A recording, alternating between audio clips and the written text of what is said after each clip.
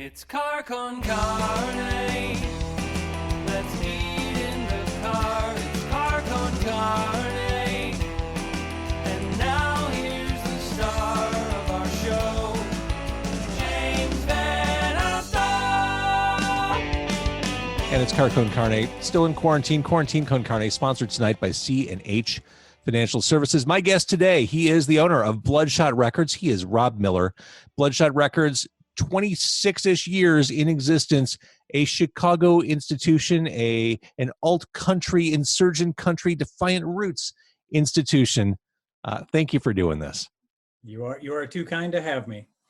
So we're going to talk about Bloodshot history. I'm dying to talk Bloodshot history, but last I saw of you, you were in a bathrobe, drinking some few whiskey in a cabin, maybe the cabin you're in right now in the woods. Yes. Just I didn't want to wear the robe again, you know.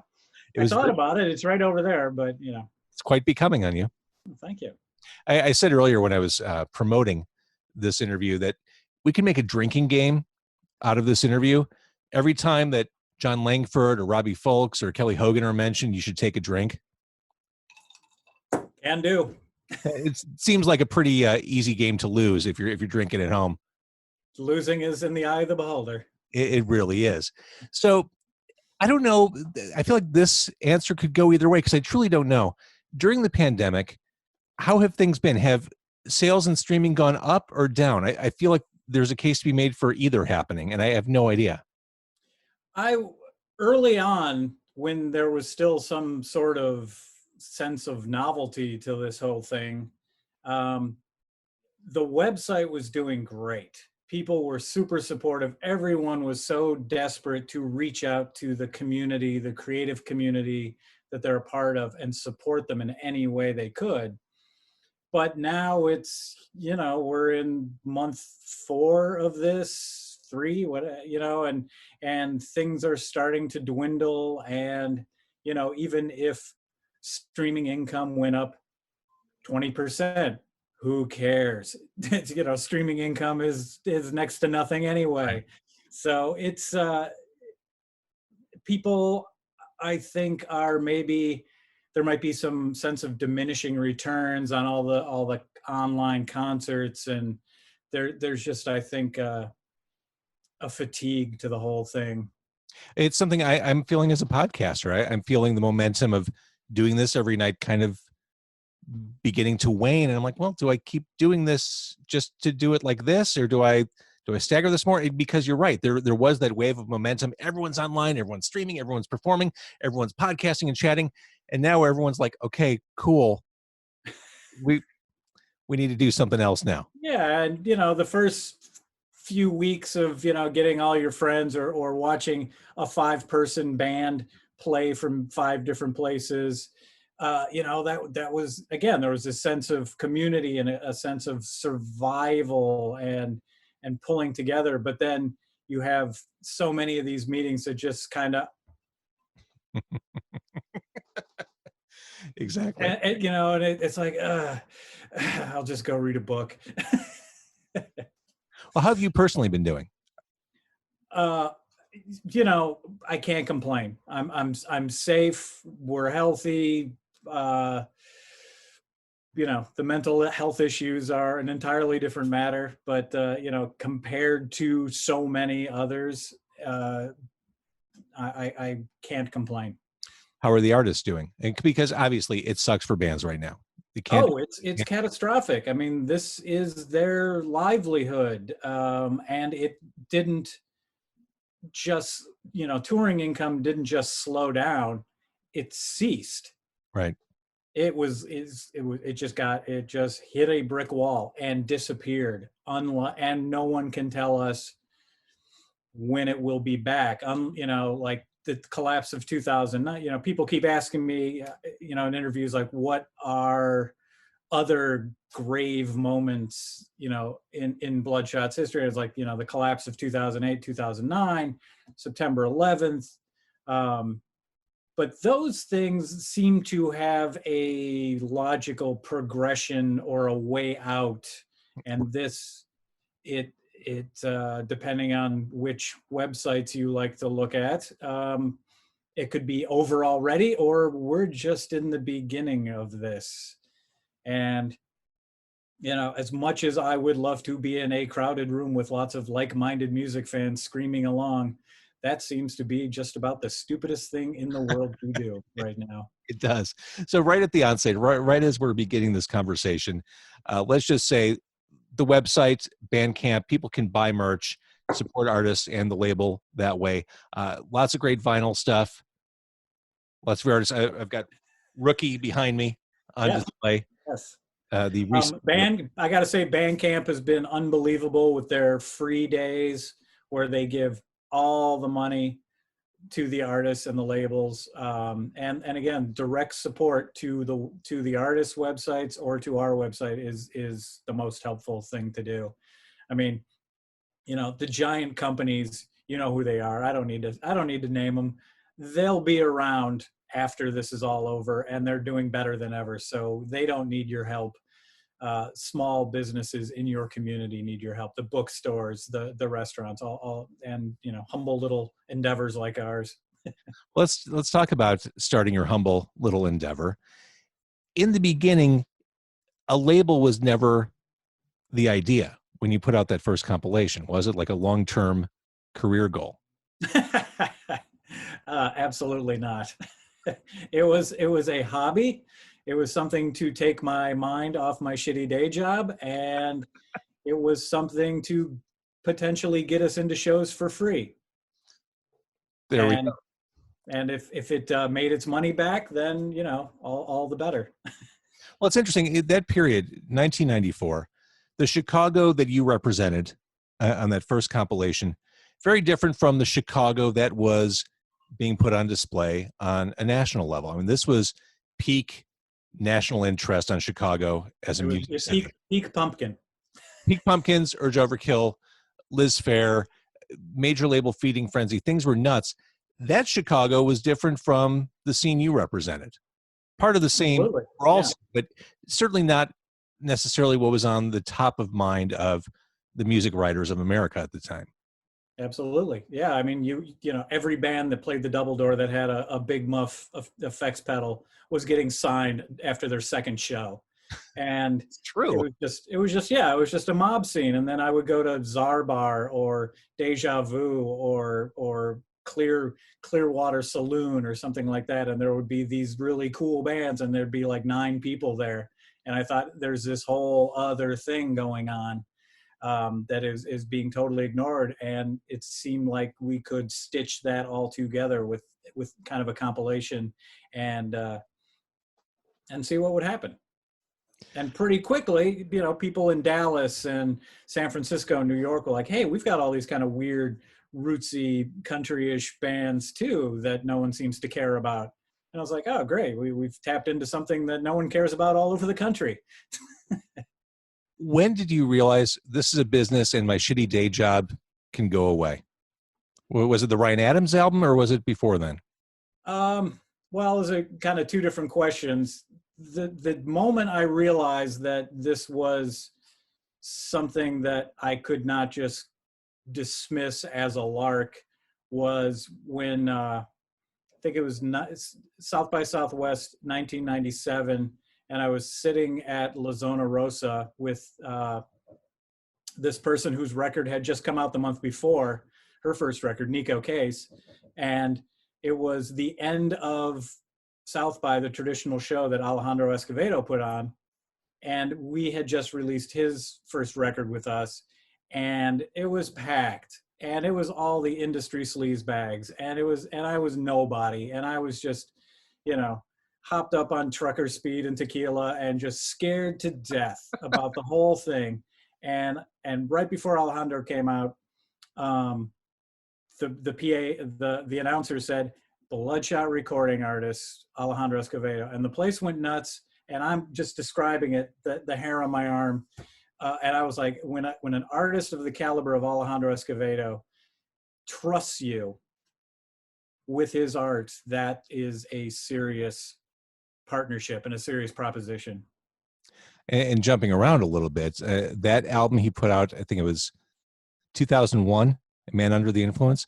Yes. That's talk about a high watermark for. Oh yeah. To have that in our to be responsible for shepherding that record out into the world. Oh, absolutely. I distinctly remember listening to the rough mixes of that on a plane on my Walkman. Or it might have been a Discman. No, it was a Walkman. It might have been a Discman. And what? It might have been a Discman. It might have been a Discman. Yeah. And just being utterly floored by it. That record has not aged a day. It is a classic. Oh my God, Castanet still. I mean, this song has teeth. Absolutely. Dennis, who's watching the Facebook Live, says Rookie, Vandaliers, Jason Hawk Harris, plus the many moods of Mr. Langford. God bless Bloodshot. Oh well, thank you. Let's talk a little bit about John Langford. When I hear John Langford, when I see John Langford, I'm still that kid hearing Memphis, Egypt by the Mekons for the first time. And I can't believe that this is the same guy. And he's the super accessible, super talented, highly prolific, basically ambassador for this music, for this modern American insurgent country music. Yeah. I mean, the Waco, I remember the first time I heard the Waco Brothers. Actually, it was probably when I was producing Sound Opinions. It was like 1993, 1994, and they played Bad Times, and yeah. Just blew my mind. Tell me about your relationship with John, how you came to know him. Well, I mean, like you and, maybe I don't want to extrapolate my experience to yours, but, being a person who is fond of unpopular music, I was, of course, a fan of the Mekons. In college, my roommate at the time was a writer for the college paper, and he brought home Honky Tonkin to review, and he started playing it. I was like, what is this? And, fast forward 30 something years later, he came, I did a radio show in college, and the Mekons on their first or second US tour, this would have been 88 or something, they came down to my radio show, and I went to go see him. And it was the first time I saw him. And I just, like everyone, both fell in love with and feared both Sally and Susie, and was just amazed by how terrible and amazing they were, sometimes within the same song. And they came down to my radio show, and then after the show at the Blind Pig in Ann Arbor, they wrecked their van on the way to East Lansing, and John remembered that, and then we asked him to be on the first compilation, and we can't get rid of him. He's fantastic. And I mentioned the other two pillars of this drinking game. Kelly Hogan was your first employee. Is that right? That is correct. Kelly Hogan was our first paid employee. She drew a paycheck before we did. I think it was $500 a month. And at that point, it was just a labor of love for you, as you were. Yeah. We were still sinking. I still had the day. I still had the by that time maybe half day job, and was just all the money was going back into the label. And she moved up here. We had mutual friends. I did not know she was a singer. And her first day on the job, we kept getting phone calls from like Rolling Stone or Spin or a guy at Billboard. And we were like, why are they calling us? They never return our calls. And they wanted to talk to Kelly. And we're like, who are you? Who is this person? And then she worked there for a year and a half, and was pretty directly responsible for us signing Nico. Because she got somebody sent us her Nico's demo or her first album when it was released in Canada, and Kelly wouldn't stop playing it to the point where, like with the light bulb being shined in your face, you just finally break down and confess and go, okay, we'll do it. And it was like a weird moment of clarity that took several beatings over my head for me to get it. And then we saw Kelly at Shuba's, and I think it was either John Wesley Harding, she will correct me on this, or Dale Watson was playing, and they had Kelly come up and sing with her, and she got off stage and came up to me, and I fired her because I was like, you have to sing. You can't be working at a dumb little label. You have to be singing. The job was holding her back. Yeah. That's brilliant. I could listen to Drunkard's Blues every day of the week. Oh, yeah. I mean, that's so great. Insurgent Country, my son, who is a late teen, he is finding his way through American music and outlaw country. And I said, oh, let me introduce you to some other songs. And I used the term Insurgent Country, the Bloodshot term. He's like, oh, that sounds badass. But it is. I mean, you really nailed it. And, it's not cowpunk or whatever, you alternative. Insurgent Country, was that just an epiphany? Was that something you spent a night brainstorming? How did that term come about? That was the result of myself and Eric Babcock, who was one of the original founders. We were both English majors, and it was a lot of drinking with a thesaurus, quite honestly, in my backyard. And All good things begin. Roger, he's quite the guy. What's another word for Roger? Oh, brother. So let's talk a little bit more about. And so to go back to that, like we were looking, because we were doing this thing, but the C word, Carrie, was such a loaded term. I mean, people reacted to it, especially in the underground, and punk scenes. It had such a stink to it. So we had to find something that had that kind of rebellious spirit to it to put in front of it, so people might be like, oh, this isn't Billy Ray Cyrus. Okay, maybe I'll give this a listen. You have the Bottle Rockets. I love that you reissued their early stuff. I was just thinking today, there's a song on one of those early albums called Gravity Fails. My favorite double entendre in music history for the past 30 years. Maybe it's something in my genes. Maybe it's something in my genes. I love those guys. Yeah, they are. Still holds up. I mean, those two records are, again, cornerstones of this kind of music, but they have not aged. I mean, those things, those records are amazing. And to be able to reissue them, I mean, it took them forever to get them out of the clutches of their previous labels. And they were just sitting there, they weren't available for 10 or 15 years, and they didn't have any control over that. And as a label geek, it kills you when you see that kind of stuff happen. So to be able, again, for these guys that I've known for 20, 25 years now at this point, mostly as a fan early on, where I would be, too intimidated to really even talk to them, to have them, again, entrust us with their art is deeply gratifying. And they're kind of an honorary Chicago band. I mean, they're a Missouri band, but we've kind of claimed them as our own. Yeah, speak for yourself. Keep them in Missouri. One of the challenges a smaller label has is putting out an album that blows up and then seeing that artist move on to a bigger label or a higher paying label after that record blows up. Old 97s, the Ryan Adams solo experience. Let's start with Old 97s. How did you find them? Well, I disagree with your premise, but I will answer that question. Let's start there. Tell me about disagreeing with me. Well, you say that it's disappointing when a band goes on to a bigger label. For us,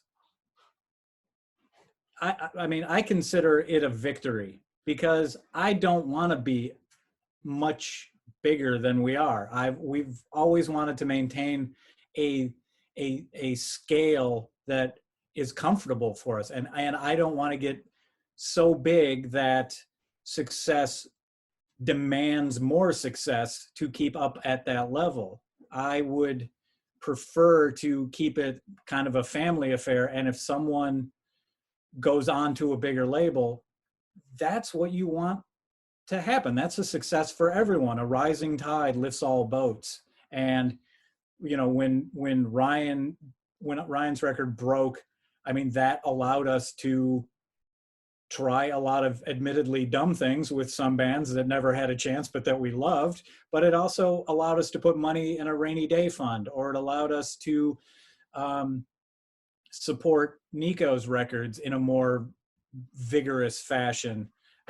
So, again, like when Ryan really hit, like people were like, oh, you need to hire more staff, you need to do this, you need to buy, office furniture with brass armrests and potted plants. And, this is a meeting table, this thing you pulled out of the alley on Irving? And I'm like, yeah, this is what we want to do. So I don't, yeah, again, it's like if you become a victim of that boom mentality, then, the bust inevitably comes. And how many labels have you seen, or how many bands you've seen that have just like tried to go with this exponential growth, and then, it just collapses on itself. That is the most Chicago answer ever, which is great. I mean, this is why this label can exist in Chicago. No affect. Yeah, that is true. I'll go along with that. I mean, we would not have survived in any of the company towns like New York, LA, or Nashville, because there is that, command to grow. And I think it was Edward Abbey that said the only thing that grows just for the sake of growing is a cancer cell. And so I don't want to do that. So we keep it comfortable. When like Justin Townes Earl like wants to move on, it's like we understand our limitations as a label. We're not gonna jeopardize the careers of the Langfords and the Hogans and the Folkses.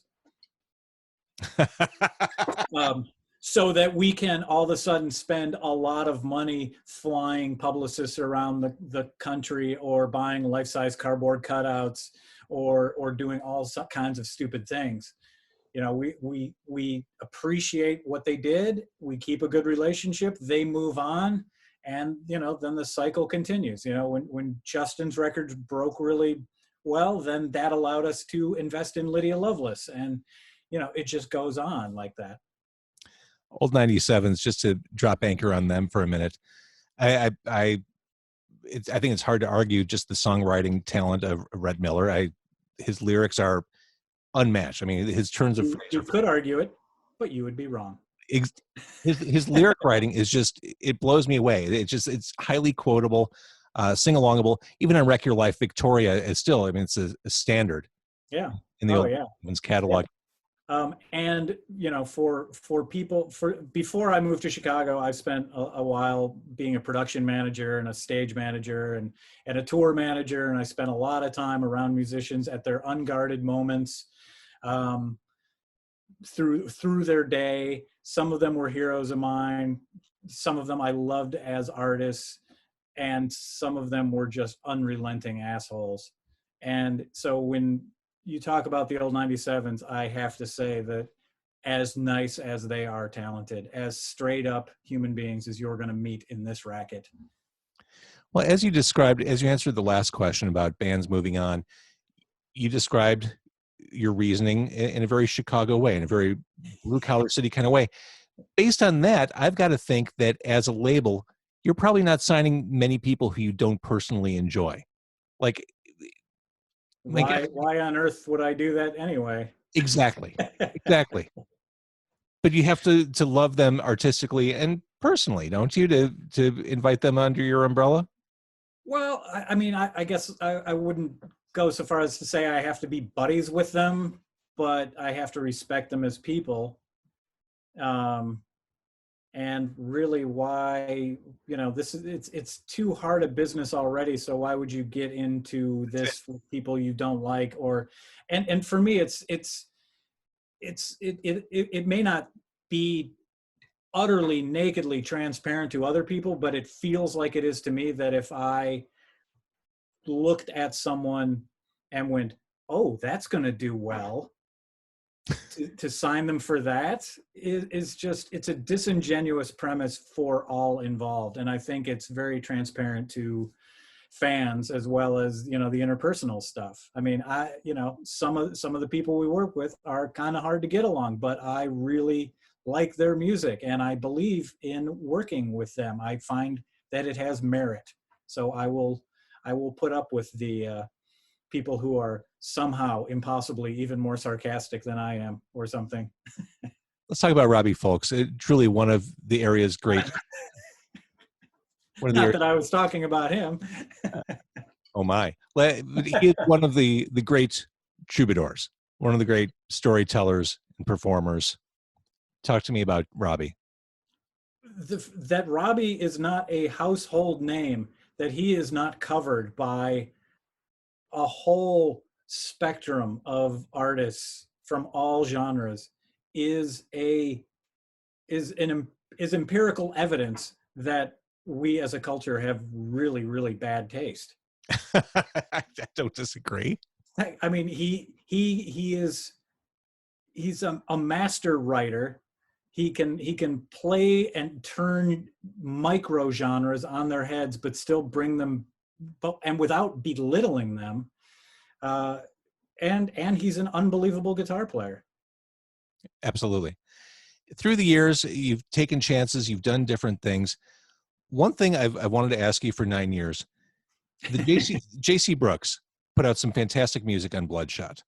Was there, this is like classic R&B and soul, very different from the Insurgent Country we came to know. Was there a push at that point, and is there a push today to kind of stretch the limits of who you are perceptually? Yeah.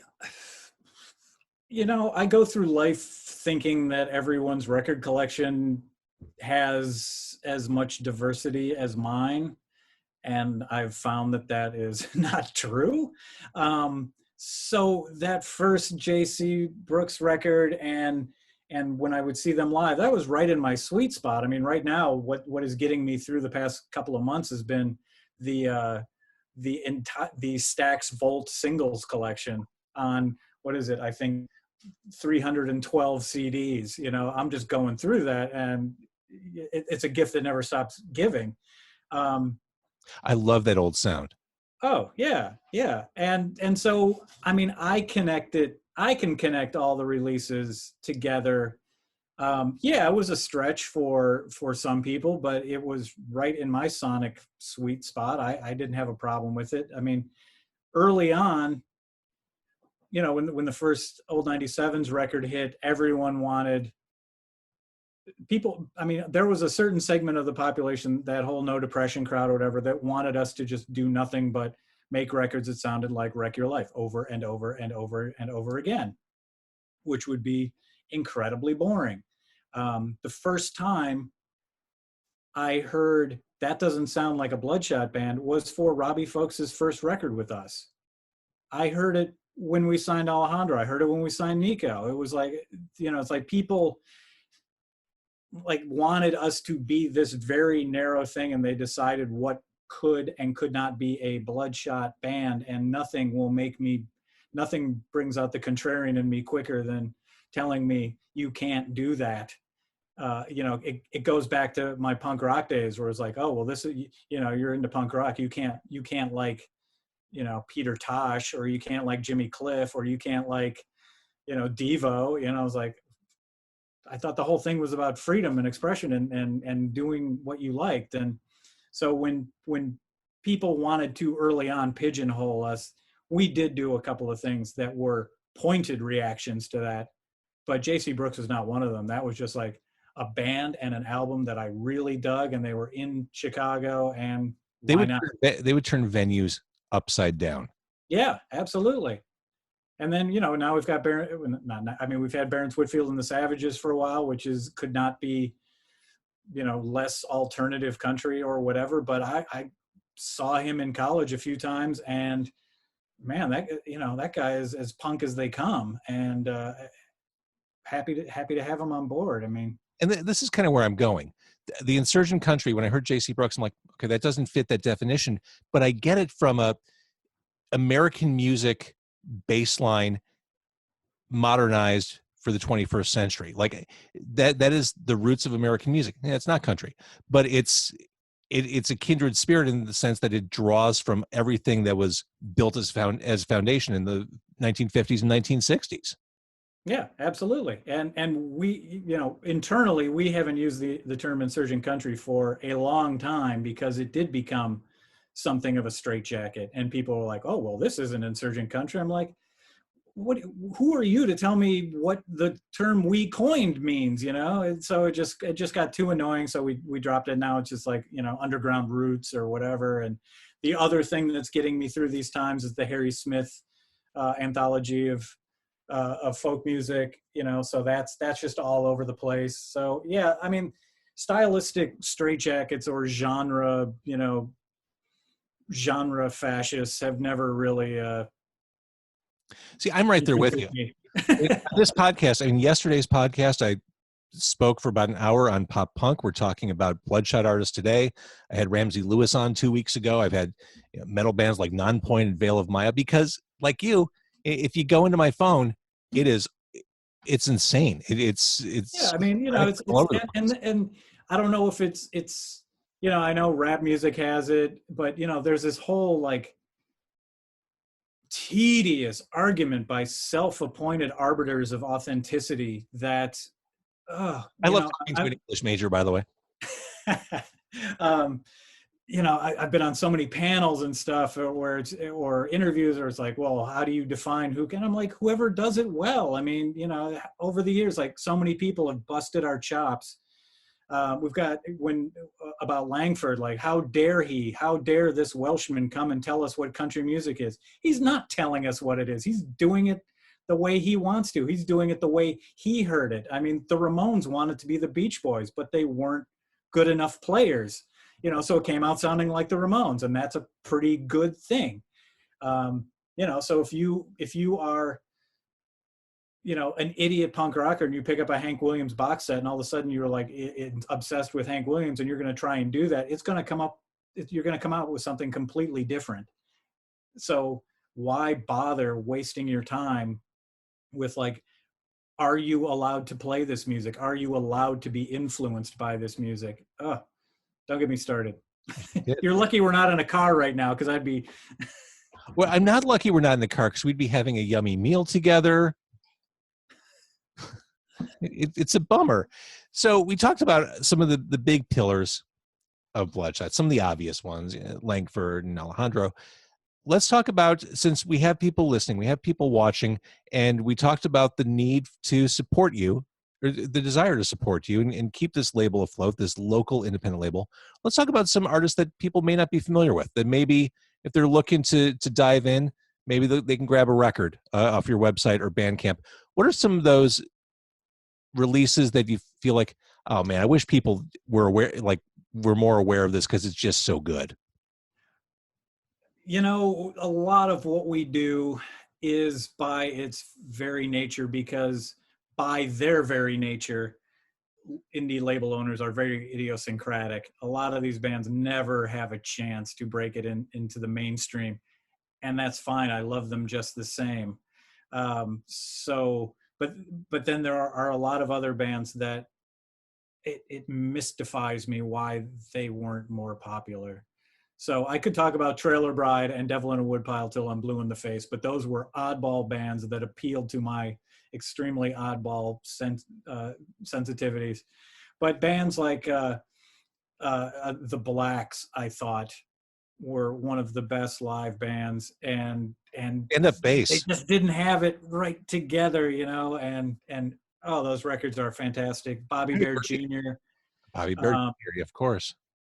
One of our recent releases came out last year, Jason Hawk Harris, just a fantastic, nuanced, beautiful, compelling musician. I mean, music. He's not a beautiful musician. Well, I guess some people might think. Anyway, it's inside that counts. And Rookie, right over there behind you. I mean, these guys are, who knows what.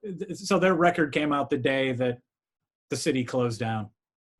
Their sold out release show was all canceled. Yeah, and when people hear that, we've had friends who, outside of the industry, who follow what we do on kind of a casual level, who have been coming to me going, this Rookie band is amazing.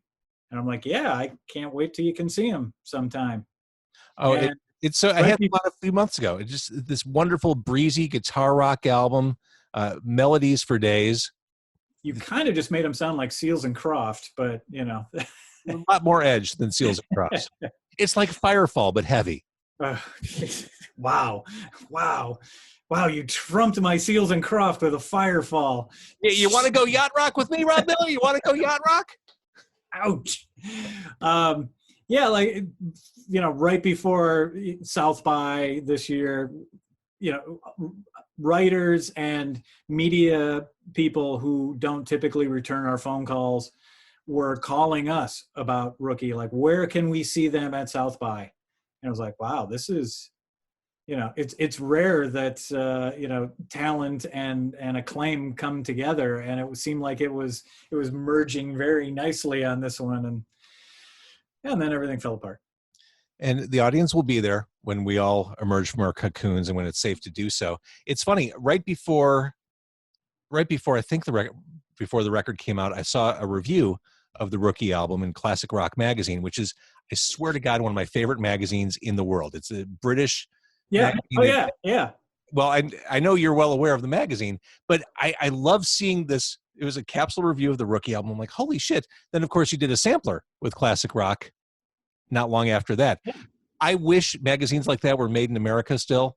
Oh, those guys are great. I was actually in London a few years ago, and I went over to their flat and was hanging out, and they were like, oh, let's go get some pints. And I was like, of course, let's go get some pints. And we walked out onto the street. It was in Notting Hill, and we were going to turn right, which in British is right.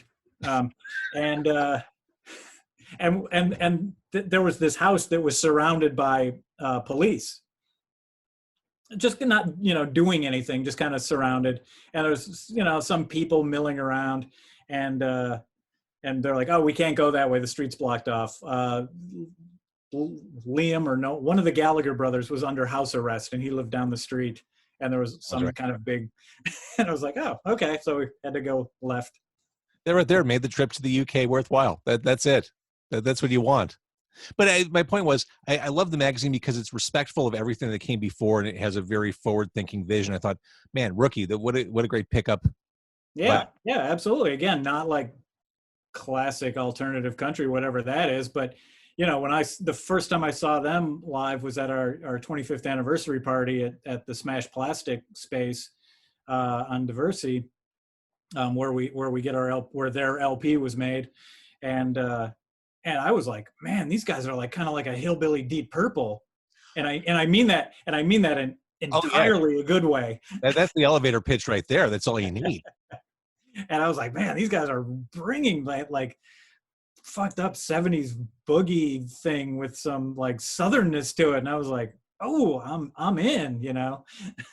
I from now on will only use hillbilly Deep Purple. It's a much more respectful way to describe the band. But the album is so good, and that is a recent Bloodshot, super recent Bloodshot release, and you can buy the vinyl, you can stream it.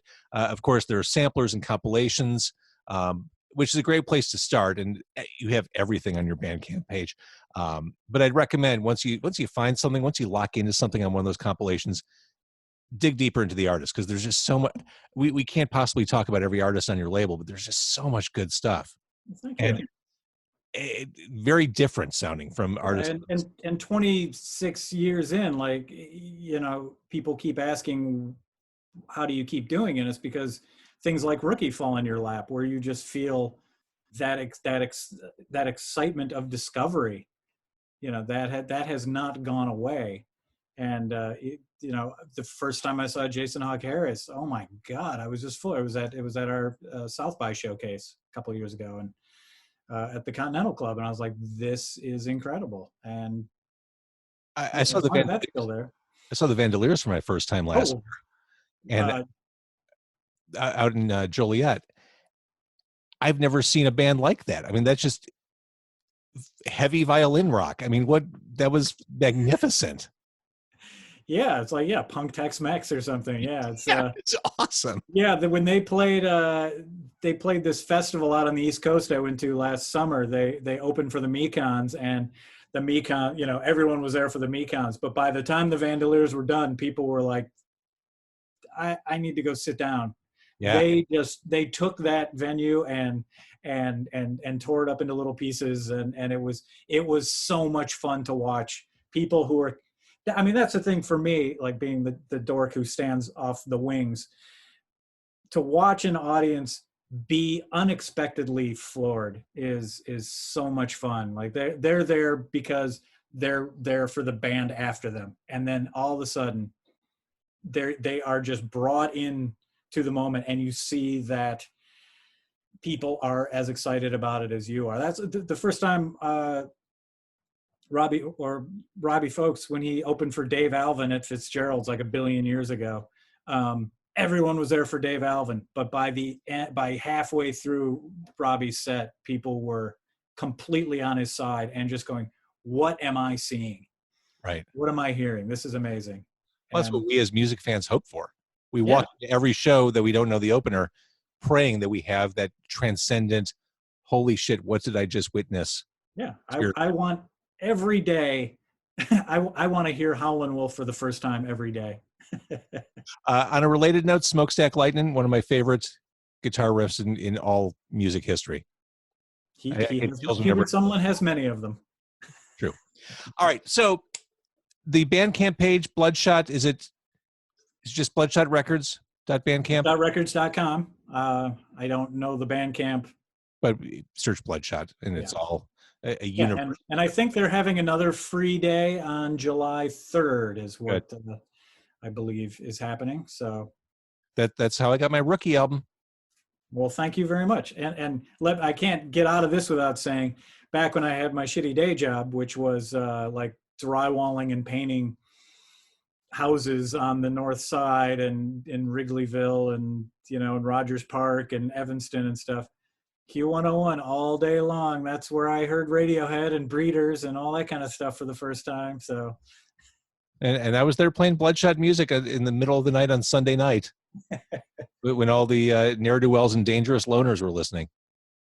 So, like me. Yeah, right. That's our crowd. I do want to thank everyone who's been watching on Facebook Live. Much appreciated. The podcast will exist on carne.com and all podcast platforms and YouTube, but I am going to kill the Facebook Live. Okay. And there we go. That was great. Thank you for doing that, Rob. Oh, sure. Thank you for having me.